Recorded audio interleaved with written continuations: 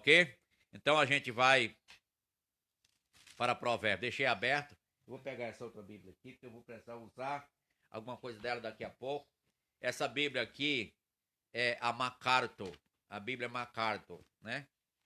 E quando é a Bíblia MacArthur, é que tem as anotações de John MacArthur Jr., é um norte-americano que atua na cidade de Los Angeles.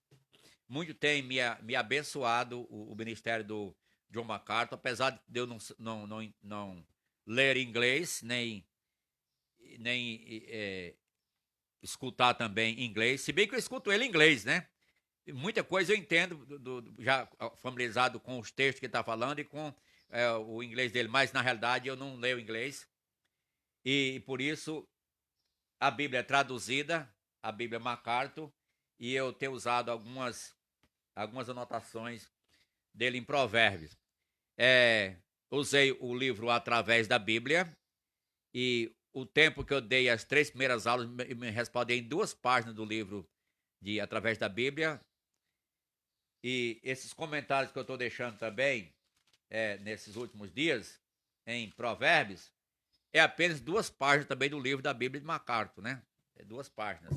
Então a gente lembra que Provérbios você deverá ser capaz de entender logo ao iniciar, abrir o livro. O que é um provérbio, né? O que é um provérbio? E também para quem o livro de provérbio foi destinado originalmente. E o seu autor, quem é? O autor de Provérbios, você disse Salomão, mas você viu bem que não é bem assim só Salomão, né? Então, mais quem, né? Mais quem? Ele foi. O livro é de Salomão, é claro, mas não foi apenas ele que colocou as coisas lá. Então, a gente entrou nessa parte. E tem princípios em Provérbios diversos. Princípios. E os princípios que estão em Provérbios nos ajudam em toda a situação da vida, né? E assuntos também, os assuntos de Provérbios. Os assuntos, eles são diversos e não sequenciados. Ou seja, por exemplo, o provérbio trata sobre o temor do Senhor, ele trata sobre criação de filhos, ele trata sobre a mulher, o marido, ele trata sobre a sabedoria, o conhecimento, mas não é assim. Vamos abrir para o capítulo do temor do Senhor. Vamos abrir para o capítulo que ensina sobre a criação de filhos. Não, não é assim. Está distribuído dentro do livro, não em ordem, mas está espalhado lá dentro. Alguém pergunta, mas como é que Salomão faz isso? Um homem tão inteligente, tão sábio, e não colocou em ordem, mas colocou espalhado. Isso é por causa do que ele já diz também lá em Eclesiastes. A vida, ela é dinâmica. A vida, ela é muito dinâmica e você se depara com uma situação agora que vai depender do temor do Senhor. Logo, de repente, está precisando de depender de uma sobre como criar filho, outro relacionamento com o seu cônjuge e com as outras pessoas. Então, é distribuído dentro. A vida é dinâmica, gente. E Deus tem um porquê ter colocado essas coisas assim.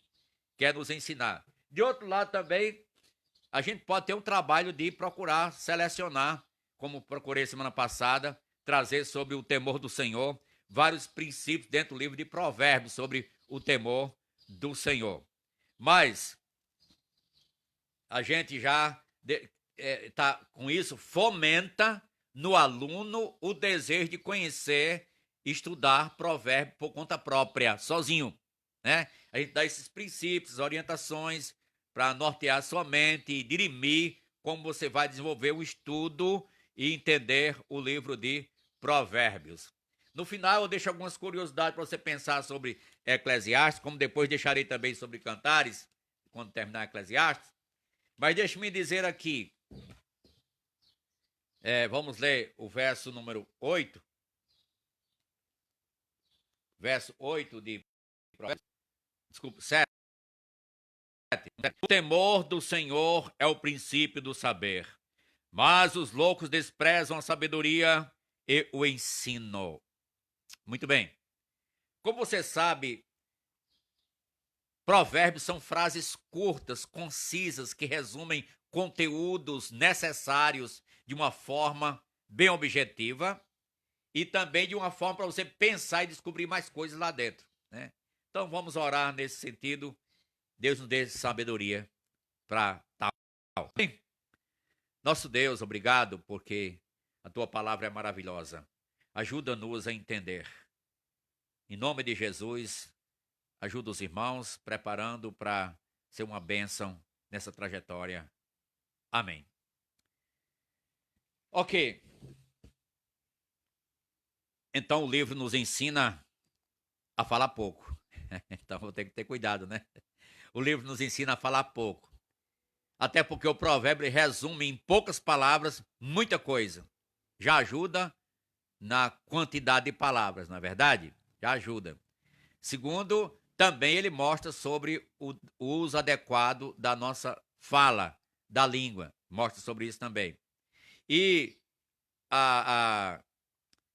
você vai encontrar em Provérbios, como também achará nos Salmos, mas Provérbios ele usa muito o paralelismo. Já falei sobre isso mais de uma vez, mas eu preciso explicar um pouco mais sobre o paralelismo hoje, certo?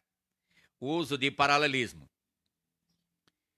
é a colocação de verdade lado a lado para que a segunda linha explique, complete, defina, enfatize ou alcance a conclusão lógica, o final definitivo ou, em alguns casos, o ponto de vista contrastante. Então, isso é o paralelismo. Ele faz uma declaração. Eu vou dar um exemplo aqui de um salmo. Lâmpada para os meus pés é a tua palavra, luz para o meu caminho. Esse não é um contraste, mas é uma primeira parte dizendo e a segunda parte dizendo a mesma coisa em palavras diferentes. Só que em Provérbios você vai ver muito isso, mas em contraste. Em contraste. A colocação de verdade lado a lado para que a segunda linha explique, complete, define, enfatize ou alcance a conclusão lógica, o final definitivo, em alguns casos, o ponto de vista contrastante. Vai ter, em muitos casos, o ponto de vista contrastante. Por exemplo, o sábio e o insensato, né? A sabedoria e a insensatez, o diligente e o preguiçoso, né? Mas assim vai. Normalmente, o verdadeiro paralelo está apenas implícito. Por exemplo, Provérbios 12, 13. O que diz lá? Pela transgressão dos lábios o mal se enlaça. Eu fiz questão de escrever o versículo, copiar o versículo, né? Pela transgressão dos lábios o mal se enlaça, mas o justo sairá da angústia. Note, contém um paralelo não declarado, mas claramente subentendido. Tem um paralelo não declarado, mas que subentendido. Isto é, para a gente procurar entender o que é lá. Pensar sobre ler a Bíblia, gente. E ler um provérbio, as palavras e enigmas dos sábios, está lá no capítulo 1. O que o justo supera, suas aflições por causa do seu discurso vitorioso. Isso se vê também em 28, 7, é essa afirmativa. 28, 7, esse exemplo, né? Eu até vou ler. O que guarda a lei é filho prudente, mas o companheiro de libertinos envergonha seu pai. Olha aí, é como contrasta, é um contraste de um lado positivo com o lado negativo, ok? Muito bem. Ao interpretar provérbios, preste atenção, deve-se, primeiro, algumas coisas. Eu vou mostrar aqui 5 coisas.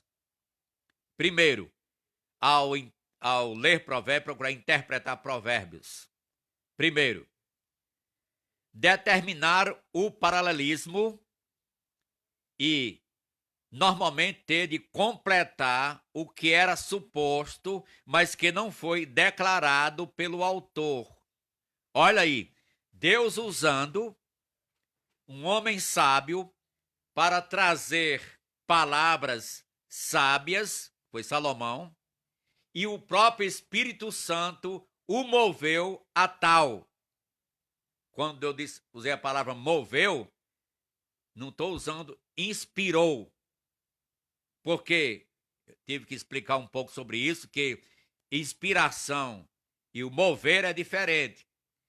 Quem foi inspirado não foi o escritor foi movido pelo Espírito Santo, 2 Pedro 1, 20 e 21.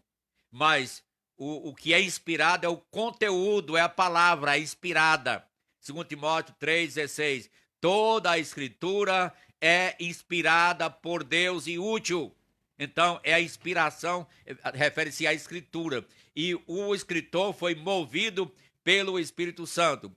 Aí eu lembro uma antiga definição de Bancroft, um livro de teologia elementar, que diz sobre inspiração.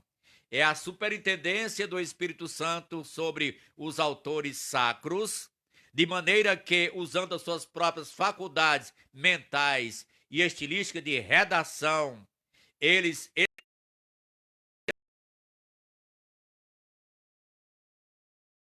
escreveram ao mundo. Eu vou repetir porque travou um pouco aqui. Na realidade, Bancroft deu a definição e o Rand Cook, meu ex-professor, ele compilou essa na íntegra. A inspiração subentende a superintendência do Espírito Santo sobre os autores sacros, no caso aqui Salomão, de maneira que, usando as suas próprias faculdades mentais e sua própria estilística de redação, eles registraram e compuseram a perfeita revelação de Deus ao mundo. Escreveu? Dá para lembrar, né? Então, é uma definição de inspiração. Note que o produto é que é inspirado. O escritor ele é movido pelo Espírito Santo a tal.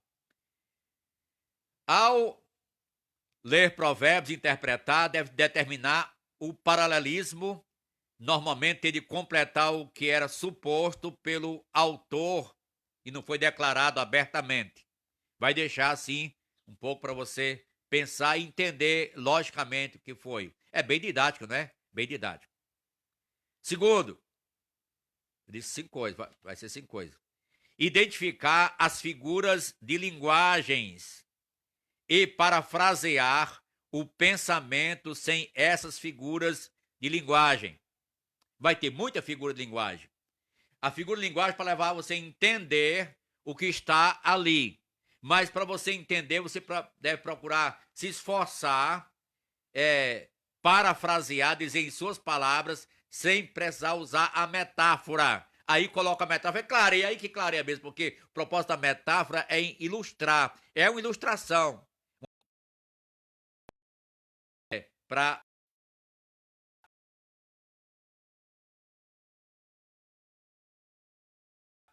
é uma ilustração no sermão. É uma janela para clarear o ambiente, né? Clarear o ambiente apenas. Terceiro, resumir a lição ou princípio do provérbio em poucas palavras, né? Eu faço questão de pegar, eu escrevo, né? Ou mesmo na Bíblia você pode pegar e marcar, com muito cuidado, com lápis assim. Por exemplo, diz, o justo sairá da angústia. Tem o verso todo, mas tem essa parte. Então, eu grifo essa parte. Aqui, o homem prudente oculta o conhecimento. Eu grifo só essa parte. Que o resto diz, mas o coração dos insensatos proclama estultício. Aqui disse, a mão remissa será sujeita a trabalhos forçados. Eu fiz questão de grifar só essa parte. A raiz dos justos produz o seu fruto. O justo sairá da angústia. Então, é importante significar as partes e fica na sua mente. Você memoriza a frase e o verso. Fica mais fácil para você encontrar na hora que você quer. Ok? Então, deixa eu voltar lá. Essa foi a terceira coisa que eu disse. Resumir a lição ou o princípio do provérbio em poucas palavras. Minha Bíblia é toda riscada, né? Quando acaba uma, eu compro a outra. E vou ter o trabalho de riscar tudo de novo. Eu trabalho de riscar tudo de novo. E é assim um exercício para você cada vez mais internalizar, mentalizar a palavra de Deus, né? Então, quarta coisa. Descrever o comportamento ensinado. Se a Bíblia diz que o justo sairá da angústia, eu posso, de uma certa forma, ter tranquilidade. Tá passando um momento difícil, mas o justo ainda morrendo de esperança. É passageiro, vai passar, né? Não vai ser para a vida toda. Já aconteceram outras pandemias em tempos diferentes, né? Já teve gripe suína, gripe espanhola, teve a peste negra, teve cólera, teve tanta coisa, né? Mas, na realidade, passa. Eu os dizer que é como a tempestade, né? A tempestade no mar, ela não é para sempre. Ela é passageira. Isso eu disse para o pastor Lenilson, né? Aniversariou. Aí, eu quero meu poema, viu? Tudo bem. Então, no dia exato, à noite, eu mandei o poema dele, né? Ele fiquei muito emocionado. E uma das coisas que coloquei foi isso, né? Que o bom do mar é que o mar que dá tempestade, o bom da tempestade é que o mar que dá tempestade também dá peixe, né? Também dá peixe. E também não é para sempre. Ela passa, ela vem e ela passa. Ela passa.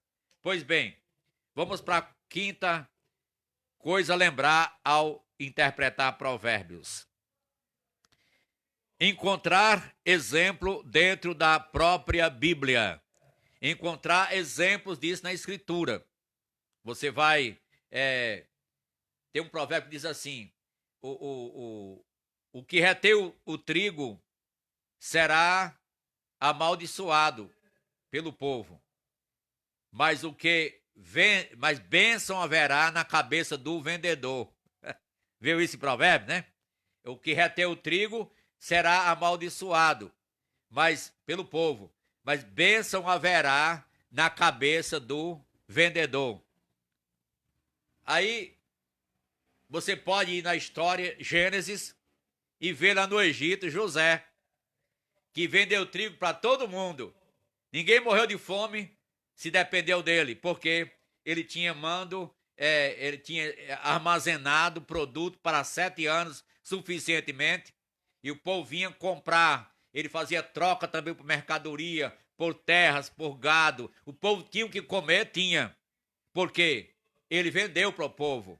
Mas se ele, não, vou guardar porque pode ser que se acabe o meu, não. Ele vendeu para o povo, tinha muito e suficiente. Deus usou a sabedoria dele para fazer isso.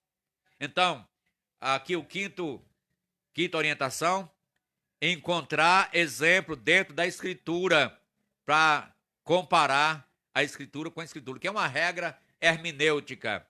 A hermenêutica é a arte de interpretação da Escritura, e uma regra diz que a Bíblia interpreta a própria Bíblia. Você achando uma palavra que não está entendendo, pode pesquisar nas enciclopédias, dicionários, comentários, mas é bom você ver na Bíblia mesmo onde essa palavra aconteceu e provavelmente ela vem com o mesmo significado. Às vezes não, mas geralmente é o mesmo significado, a mesma coisa.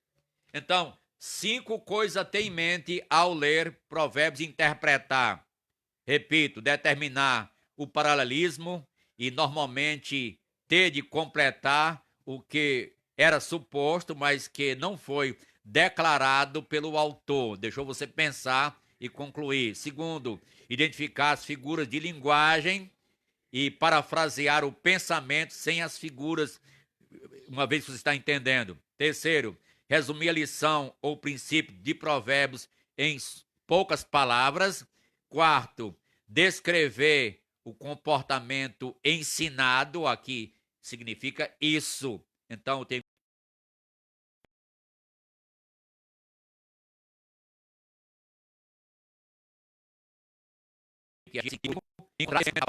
e, por último, encontrar exemplo dentro da própria Bíblia, ok? Mas eu quero dizer alguns desafios ao interpretar Provérbios, aqui entrando em campo teológico, né? Alguns desafios a interpretar Provérbios, né? Desafios dos contextos históricos nos quais se deu.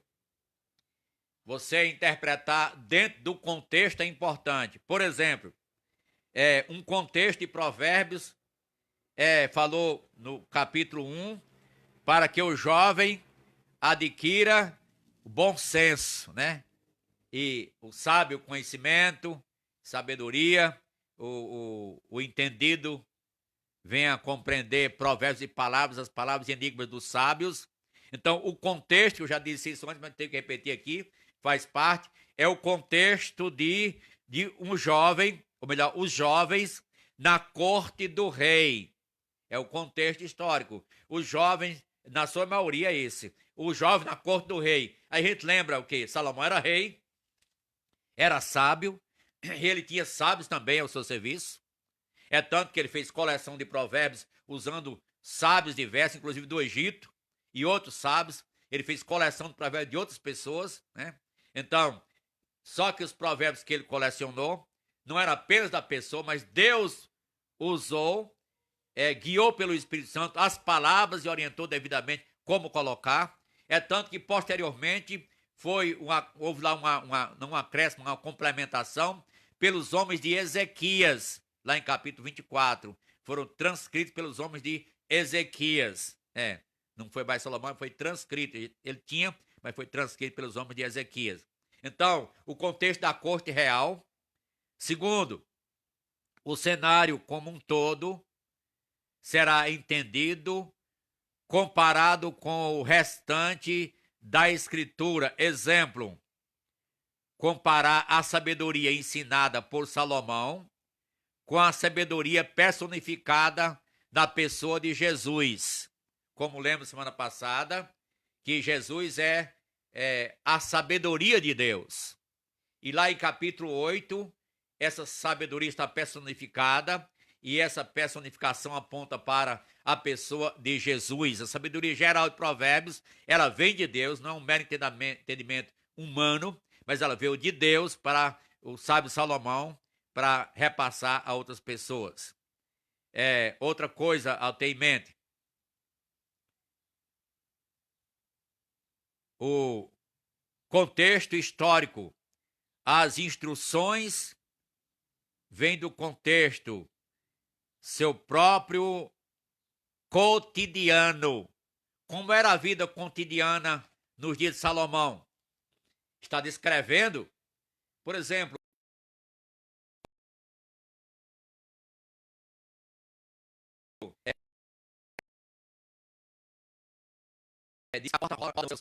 alta roda nos seus gonzos, né? Quem vai entender isso se não olhar o que é historicamente? O que era esses gonzos? Essa porta estava apoiada em cima de quê? Né? A pedra de moer, é o moinho antigamente, né? É o moinho de antigamente. E assim, tem que olhar o contexto histórico. Terceiro desafio, compreender que os provérbios são diretrizes divinas e observações sábias, ou ensinam princípios básicos, que nem sempre são leis inflexíveis ou promessas absolutas. Essas expressões, em regra geral, normalmente têm exceções devido à incerteza da vida e ao comportamento imprevisível dos homens caídos.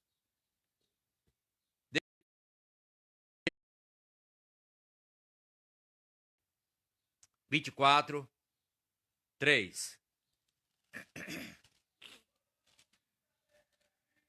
24, 3. Com a sabedoria edifica-se a casa, com a inteligência ela se firma. Não é assim? Mas vai acontecer sempre isso? Vai haver negligência. É para acontecer? É. Mas dada a impossibilidade do homem, nem sempre acontece assim. Olha o verso número 4. Pelo conhecimento se encherão as câmaras de toda sorte de bens preciosos e deleitáveis. Bem, o crente, fala agora para crente, nem sempre ele está esbanjando com as câmaras cheias, não é verdade? Vai ter momentos difíceis, mas o princípio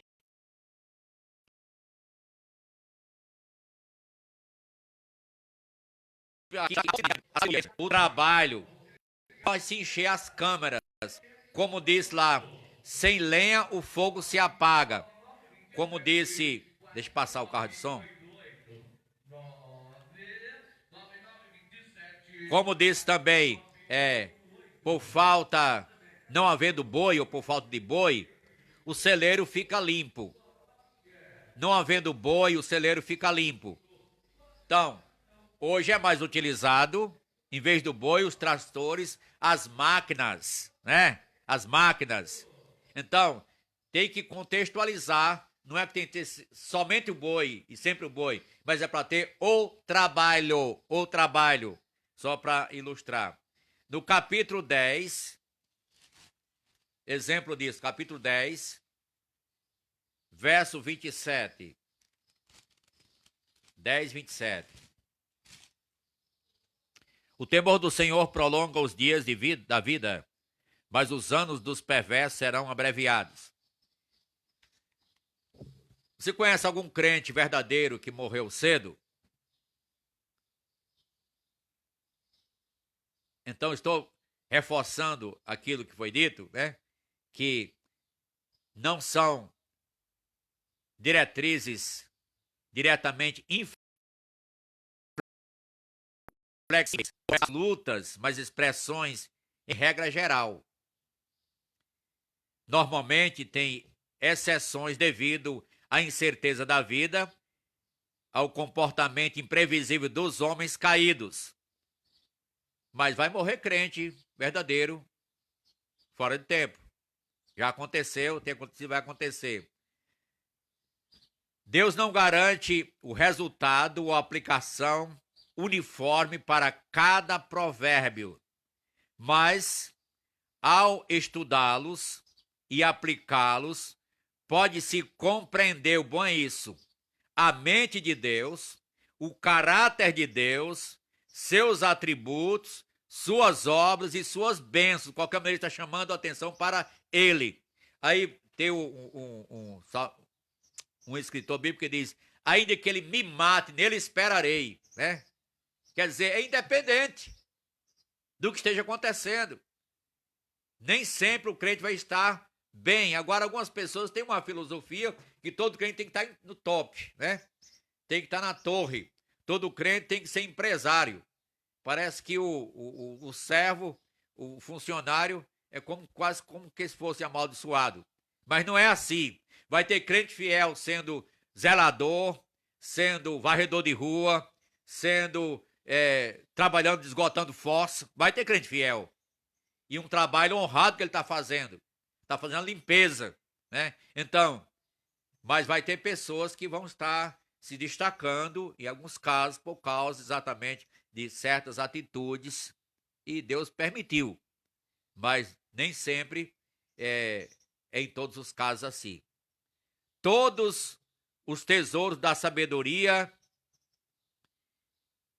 e do conhecimento expressos em provérbios estão escondidos em quem? Cristo Jesus, em que está oculto os tesouros do conhecimento e da sabedoria, conforme está em Colossenses. Então, vale a pena, irmãos, confiar nesse Deus verdadeiro, sua palavra maravilhosa que nos orienta, nos dirime e nos ajuda.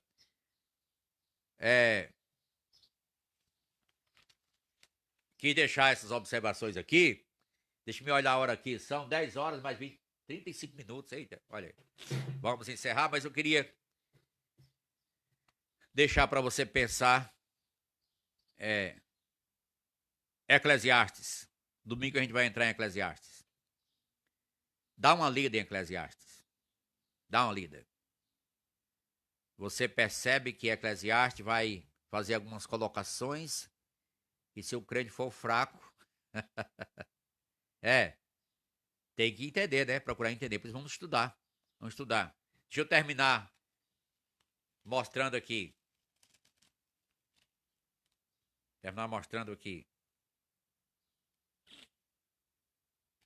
Eclesiastes 1:15. Aquilo que é torto não se pode endireitar. O que falta não se pode calcular. Tá entendendo aí? Pau que nasce torto, morre torto. Alguém tem um dizer que é assim? Deixa eu dizer mais. Olha. Porque o que sucede aos filhos dos homens, sucede aos animais. O mesmo lhe sucede, como morre um, morre o outro.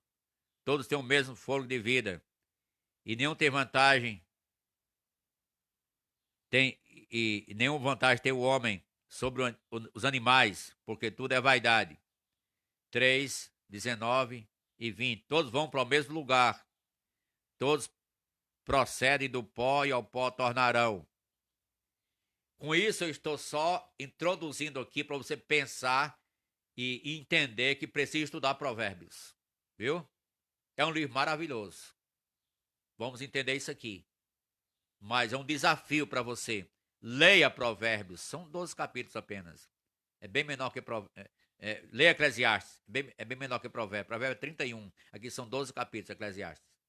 Então, só para você pensar e ver que é preciso estudar Provérbios. Tá bom? Aguardo domingo para a gente se encontrar no mesmo horário, aqui em nosso horário da EBD online, da Igreja Batista Fundamentalista, no Facebook, José Soares Filho. Amém? Muito obrigado